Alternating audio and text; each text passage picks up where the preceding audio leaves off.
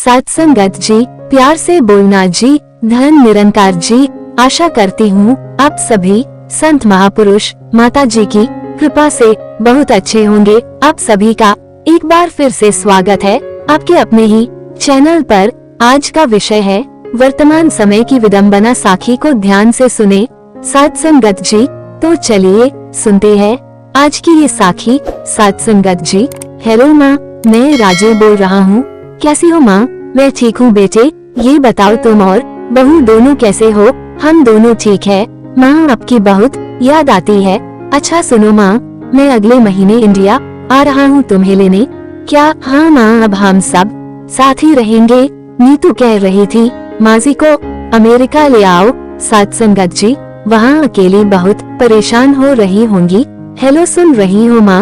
हाँ बेटे। बूढ़ी आंखों से खुशी की अश्रुधारा बह निकली। सत्संगत जी, बेटे और बहू का प्यार नस नस में दौड़ने लगा। जीवन के 70 साल गुजार चुकी सावित्री ने जल्दी से अपने पल्लू से आंसू पोंछे और बेटे से बात करने लगी।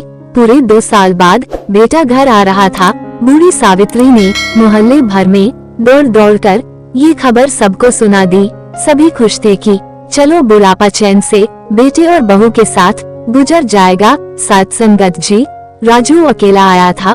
उसने कहा कि माँ, हमें जल्दी ही वापस जाना है, इसलिए जो भी रुपया पैसा किसी से लेना है वो लेकर रख लो, और तब तक मैं किसी प्रॉपर्टी डीलर से मकान की बात करता हूँ। सत्संगत जी, मकान? माँ ने पूछा। हाँ ना, अब ये मकान बेचना पड़ेगा, वरना कौन इसकी देखभाल करेगा? हम सब तो अब अमेरिका में ही रहेंगे। बूढ़ी आंखों ने मकान के कोने कोने को ऐसे निहारा जैसे किसी अबोध बच्चे को सहला रही हो।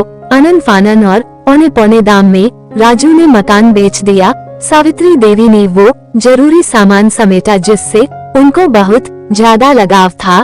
राजू टैक्सी मंगवा चुका था। एयरपोर्ट पहुंचकर राजू ने कहा, माँ तुम यहाँ बैठो, मैं अंदर जाकर सामान की जांच और बोर्डिंग और वीजा का काम निपटा लेता हूँ। ठीक है बेटे। सावित्री देवी वही पास की बेंच पर बैठ गई।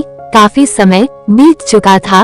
बाहर बैठी सावित्री देवी बार बार उस दरवाजे की तरफ देख रही थी जिसमें राजू गया था, लेकिन अभी तक बाहर नहीं आया। शायद अंदर बहुत भीड़ होगी सोचकर बूढ़ी आंखें फिर से टकटकी लगाए देखने लगती। सत्संगत जी, अंधेरा हो चुका था। एयरपोर्ट के बाहर आवागमनी कम हो चुकी थी। माँ जी, किससे मिलना है? एक कर्मचारी ने वृद्धा से पूछा। मेरा बेटा अंदर गया था टिकट लेने, वो मुझे अमेरिका लेकर जा रहा है। सावित्री देवी ने घबराकर कहा, लेकिन अंदर तो कोई पैसेंजर नहीं है। अमेरिका जाने वाली फ्लाइट तो दोपहर में ही चली गई। क्या नाम था आपके बेटे का? कर्मचारी ने सवाल किया। बूढ़ी माँ ने रोते हुए कहा, राजू। सावित्री के चेहरे पे चिंता की लकीरें उभर आई। सत्संगत जी, कर्मचारी अंदर गया और कुछ देर बाद बाहर आकर बोला, माँ जी, आपका बेटा राजू तो अमेरिका जाने वाली फ्लाइट से कब का जा चुका। क्या? वृद्धा की आंखों से आंसुओं का सैलाब फूट पड़ा। बूढ़ी माँ का रोम रोम कांप उठा।